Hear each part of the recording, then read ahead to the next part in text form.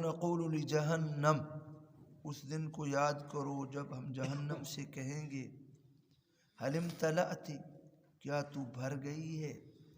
وتقول حل من مزید، وہ کہے گی کیا کچھ اور زائد بھی ہے؟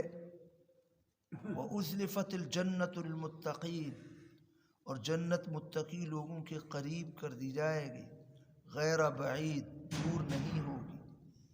کہا جائے گا ھذا ما توعدون، یہ وہ ہے جس کا تمہیں وعدہ دیا جاتا تھا، لکل اواب حفیظ، ہر رجوع کرنے والے، پابندی کرنے والے، اللہ کے احکام کی حفاظت کرنے والے کے لیے۔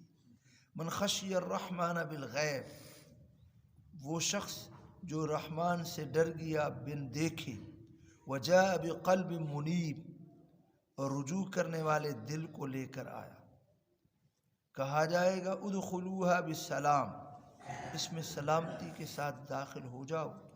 ذالک یوم الخلود، یہ ہمیشگی کا دن ہے۔ لہم ما یشاءون فیہا، ان کے لیے اس میں جو چاہیں گے ملے گا۔ ولدینا مزید، اور ہمارے لیے اس سے زائد بھی ہوگا۔ وَكَمْ أَهْلَكْنَا قَبْلَهُمْ مِنْ قَرْنٍ، اور کتنا ان سے پہلے ہم نے جماعتیں ہلاک کر دی۔ ہم اشد منہم بطشا، جو پکڑ کے لحاظ سے ان سے زیادہ سخت تھی۔ فنقبوا فی البلاد، وہ چلے پھرے شہروں میں۔ حل من محیص، کیا ہے کوئی چھٹکارے کی جگہ؟ ان فی ذلک لذکری، اس میں نصیحت ہے اس آدمی کے لیے جس کے لیے دل ہے۔ او القی السمع وهو شہید، یا اپنے کان کو ڈالے سننے کو اس حال میں کہ وہ حاضر ہو۔ صدق اللہ العظیم۔ یہ چند آیات کریمہ سورہ قاف کے آخری رکوع مبارک سے تلاوت کی ہیں، ان کا ترجمہ کیا۔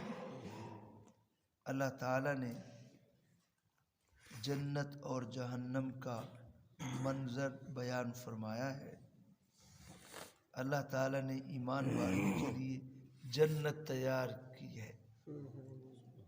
فرمایا اعدت للمتقین، متقی ایمان والے، ان کے لیے جنت تیار کی گئی ہے۔ اور جہنم اعدت للکافرین، کافروں کے لیے اللہ نے تیار کر رکھی۔ اللہ تعالیٰ نے ان دونوں کو پیدا کیا، یہ بھی اللہ کی مخلوق ہے۔ ہمارے علم کلام میں یہ مسئلہ بیان کیا گیا کہ جنت بھی پیدا ہو چکی ہے اور جہنم بھی پیدا ہو چکی ہے۔ ہما مخلوقتان موجودتان الآن، اب بھی موجود ہیں، یہ نہیں ہے کہ قیامت کے دن وہ پیدا ہوں گی، وہ اب بھی موجود ہے۔ جنت بھی موجود ہے، اس لیے فرمایا القبر روضۃ من ریاض الجنہ او حفرۃ من حفر النار۔ یہ قبر کے اندر جو جا رہے ہیں، فرمایا ایمان والے جو تیاری کر کے گئے ان کی قبر جنت کا باغ، اور ان کی قبر میں جنت کی کھڑکیاں اور دروازے کھول دیے جاتے ہیں۔ جب 3 سوال کیے جاتے ہیں، من ربک ما دینک من نبیک، صحیح جواب دیے ربی اللہ، دینی الاسلام، نبی محمد الرسول اللہ صلی اللہ علیہ وسلم۔ تو اللہ فرماتے ہیں نادا مناد من السماء، آسمان سے آواز آتی ہے، فرشتہ کہتا ہے اللہ کی طرف سے، ان صدق عبدی، میرے بندے نے صحیح جواب دیے، ففرشوہ من الجنہ، جنت کے بچھونے بچھا دو، والبسوہ من الجنہ، جنت کا لباس پہنا دو، وافتحوا لہ بابا الی الجنہ، جنت کی کھڑکیاں اور دروازے کھول دو۔ سبحان اللہ۔ اور جو کافر ہے اس سے جب سوال کیے جاتے ہیں وہ کہتا ہے ہا ہا ہا ہا لا ادری، ہائے ہائے مجھے کچھ پتہ نہیں ہے، میں نہیں جانتا تھا، کنت اقول ما تقول الناس، تو لوگ کہتے تھے میں بھی کہتا تھا، اور اس کو پھر کوئی جواب نہیں آتا۔ پھر اللہ کی طرف سے فرشتے گرز جہنم کے لے کر مارتے ہیں، کہتے لا دریتا ولا تلیتا، نہ تو نے جانا نہ تو نے تلاوت کی، اس کی قبر جہنم کا گڑھا بن جاتی۔ تو معلوم ہوا کہ جنت اور جہنم پیدا ہو چکی ہے، اور یہ قیامت کے دن جو اللہ جہنم کو خطاب کہیں گے۔ اور ایک روایت میں ہے، فرمایا جہنم کو میدان محشر میں لایا جائے گا، 70,000 باغیں ہوں گی، ہر باغ کے ساتھ 70,000 فرشتے اس کو کھینچ رہے ہوں گے، اور کہے گی میں ہر متکبر کافر کے لیے مجھے اللہ نے تیار کیا ہے۔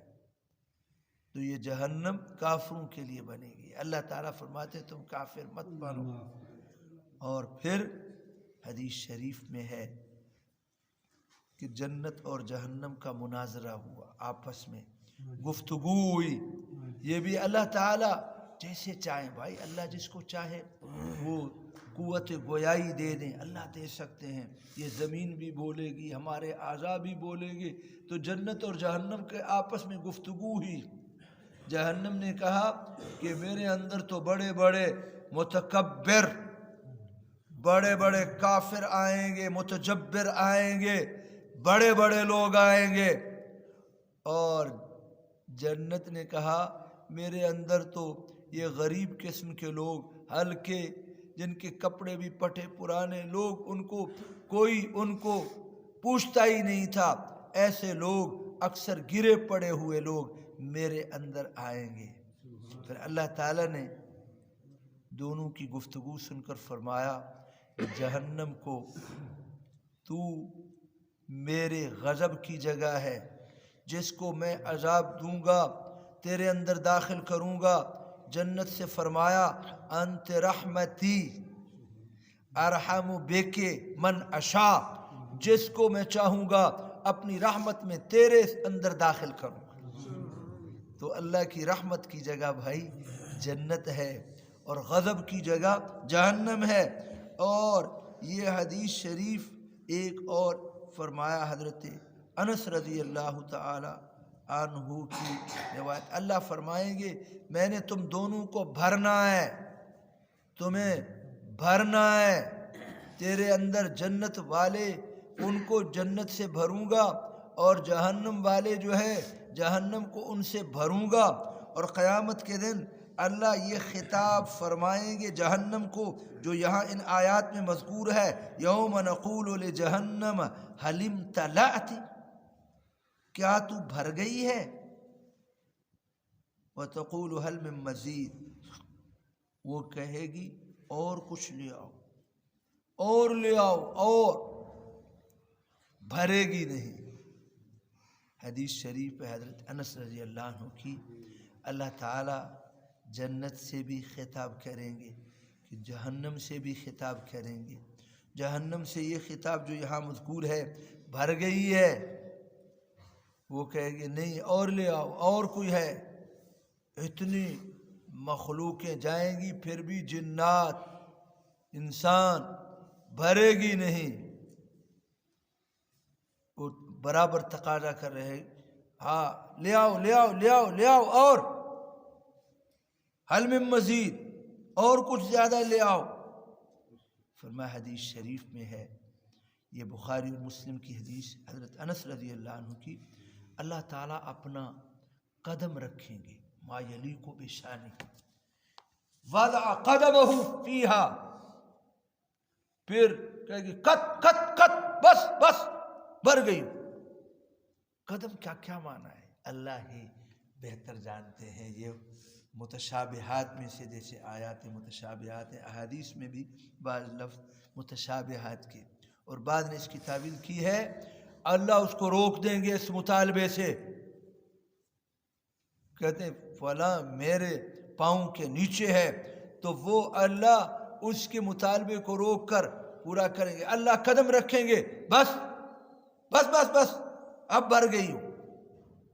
اور جنت سے بھی مطالبہ کریں گے، تو بھر گئی ہے؟ نہیں، اللہ اس میں فرمایا ایک مخلوق پیدا کریں گے، وہ اس میں داخل کریں گے، اس کے لیے ایک نئی مخلوق پیدا کریں گے، وہ بھرے گی نہیں، جنت بھی نہیں بھرے گی۔ اللہ ایک نئی مخلوق پیدا کریں گے، وہ پھر بھر جائے گی۔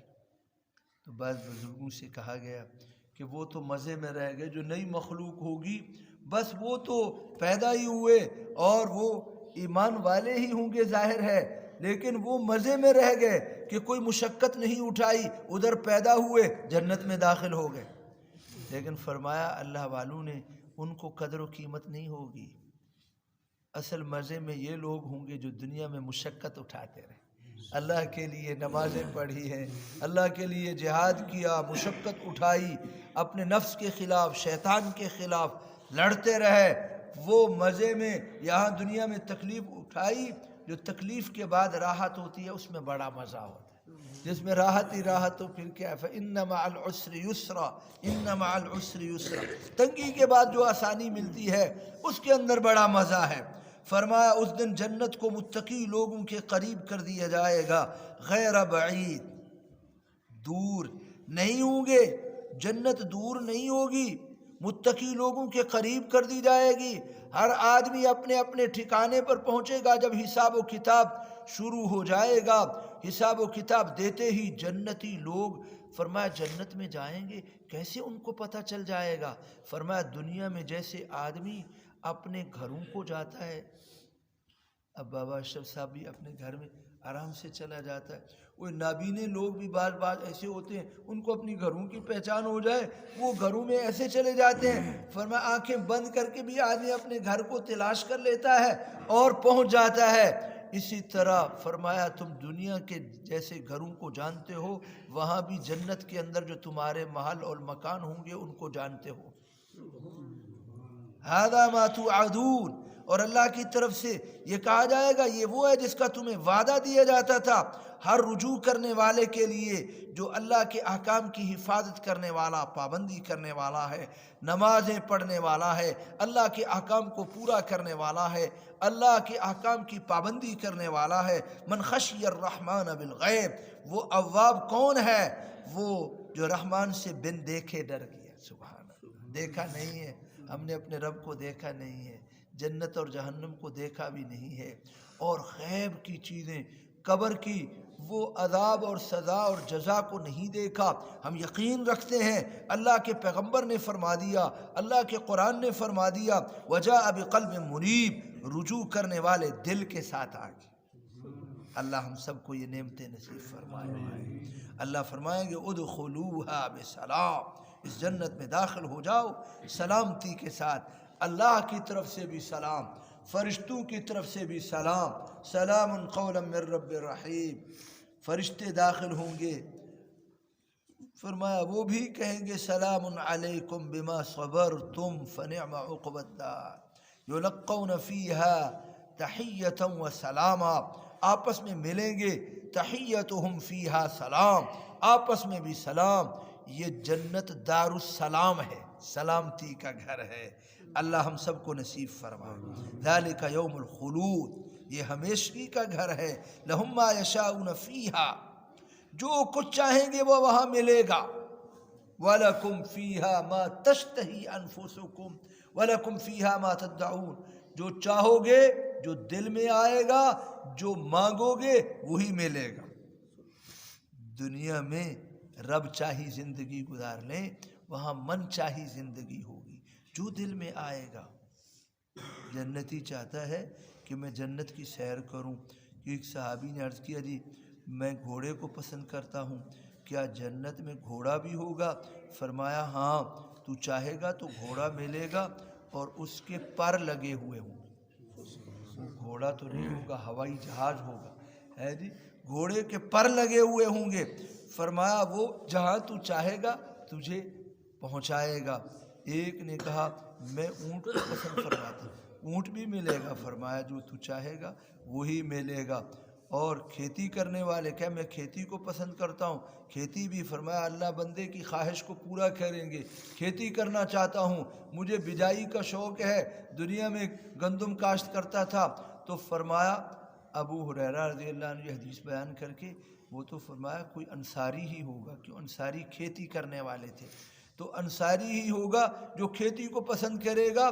تو اللہ فرمائیں گے جاؤ ہل چلاؤ، واہ سبحان اللہ، حال بھی چلائے جا رہے ہیں اور اسی وقت بیج بھی ڈالا جا رہا ہے، اسی وقت پانی بھی لگ رہا ہے، اسی وقت فصل بھی تیار ہو رہی ہے، اسی وقت فصل کا ڈھیری بھی بن رہی ہے۔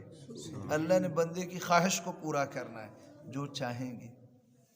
حضرت مولانا عطا اللہ شاہ بخاری رحمۃ اللہ علیہ، ان کے بارے میں ہے اور کسی بزرگ کے بارے میں پوچھا، اور ایک بابا نے پوچھا، او مولوی جی تم کہتے ہو جنت میں ہر چیز ملے گی، میں تو حقہ کو پسند کرتا ہوں، حقہ بھی ہوگا؟ وہ حضرت نے اپنے ظریفانہ انداز میں فرمایا، ہاں ہاں بابا جی حقہ ملے گا، لیکن چلم کے لیے تو جہنم میں جانا پڑے گا، پھر جنت میں آگ تو نہیں ملے گی نا، تو بابا جی پھر تنور کے پاس یا کسی وہ آگ کے پاس ہی جانا پڑے گا نا، تو وہ چلم نہیں ہوتی بابا جی، چلم کیا ہوتی ہے؟ وہ جس میں آگ ڈالتے ہیں، تو وہ آگ کے لیے، تو پھر یوں فرمایا، بھائی میں قسم اٹھا کر کہتا ہوں کہ جنت میں حقہ نہیں ہوگا، اس لیے کہ جنت تو خوشبو کی جگہ ہے اور یہ تو بدبو والا ہوتا ہے۔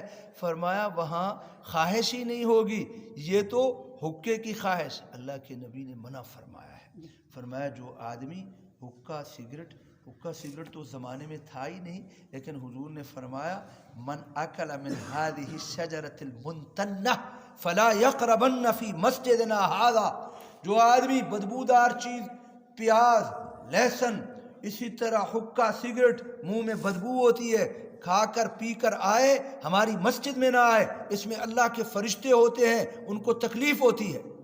اللہ کے فرشتے، اللہ ہم نماز پڑھتے ہیں تو اللہ کے فرشتے بھی ہمارے ساتھ ہوتے ہیں، تو فرمایا یہ چیزیں کھا کر مسجد میں نہ آیا کرو، اسی دینی ماحول کے اندر پروگرام میں، مدرسے میں، مسجد میں دینی پروگرام میں جانا ہے تو سگریٹ حقہ نہ پیا کرو، نہ اگر پینا ہے تو پی کر پھر اس کا بدبو زائل کر کے مسجد میں داخل ہونا ہے۔ تو فرمایا لہم ما یشاؤون فیہا، جو چاہیں گے وہی ملے گا، ولدینا مزید، اور ہمارے لیے کچھ اور زیادتی بھی ہوگی۔ اس کی تفسیر حدیث شریف میں فرمائی ہے ولدینا مزید، فرمایا اللہ کا دیدار اور رؤیت باری تعالی سب سے بڑی دولت ہو۔ اللہ فرمائیں گے جنتیوں سے دعونی دعونی سلونی سلونی، مجھ سے مانگو، کچھ اور چاہتے ہو، کوئی اور کچھ چیز کی ضرورت ہے، جیسے معزز مہمان کو کہتے ہیں اور بھائی اور بھی کچھ چیز کی ضرورت ہے، بس جی بس کافی نہیں، وہ جنتی لوگ کچھ اور بھی چاہتے ہو، اللہ ہم کیا چاہیں، ہمیں تو ہر چیز تو نے دے دی ہے، جنت کے اندر جہاں ہم چاہتے ہیں چلے جاتے ہیں، ہمارے چہروں کو تو نے منور کر دیا ہے، اور ہم جنت کے اندر جہاں چاہتے ہیں جو چیز چاہتے ہیں ہمیں مل گئی ہے، اور ہمیں کیا چاہیے؟ اللہ فرمائیں گے مانگو مانگو۔ پھر لوگ علماء کے پاس جائیں گے، سبحان اللہ، یہ دنیا میں بھی علماء کی ضرورت ہے بھائی، کوئی نماز کا ٹائم آ جاؤ یار کوئی مولوی سڈو ہے نماز پڑھاوے، ہیں جی، ایک دن اگر مولوی صاحب لیٹ ہو جائے 2-4 منٹ تو جلوس نکل جاتا ہے، ہیں جی، لوگ پھر اکیلے ہی نماز پڑھ کے چلے جاتے ہیں، یہ بات اچھی نہیں ہے۔ اگر مولوی صاحب بھی انسان ہے، لیٹ ہو جائیں 2-4 منٹ 5 منٹ تو ہمارے بزرگوں نے کہا ہے، اس کی اجازت ہے شریعت میں بھی، شریعت میں تو اس سے زیادہ اجازت ہے، لیکن اتنی تو کرنی چاہیے، جلوس نہیں نکالنا چاہیے۔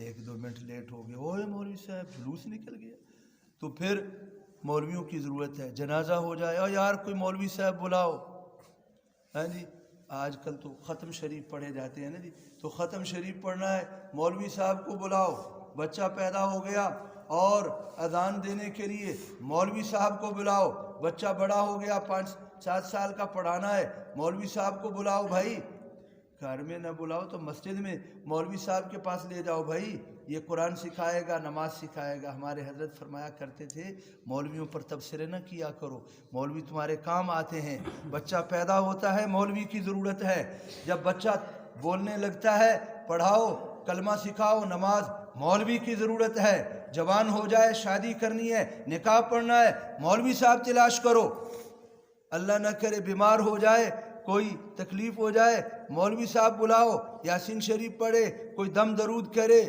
اللہ نہ کرے موت کا وقت آ گیا، پھر بھی مولوی صاحب کو بلاؤ، غسل دینا ہے اور یاسین شریف پڑھنی ہے بابا جی کے اوپر، پھر جناب والا جنازہ پڑھانا ہے، مولوی صاحب کو تلاش کرو۔ اس لیے مولویوں کی دنیا میں بھی ضرورت ہے اور وہاں جنت میں بھی ضرورت ہوگی۔ مولویوں کے پاس لوگ جائیں گے، ان سے کترایا نہ کرو، تبصرے بھی نہ کیا کرو، ان کی غیبت بھی نہ کیا کرو۔ اللہ ہم سب کو بچائے۔ بہت زہریلا یہ خون ہے ان علماء کا۔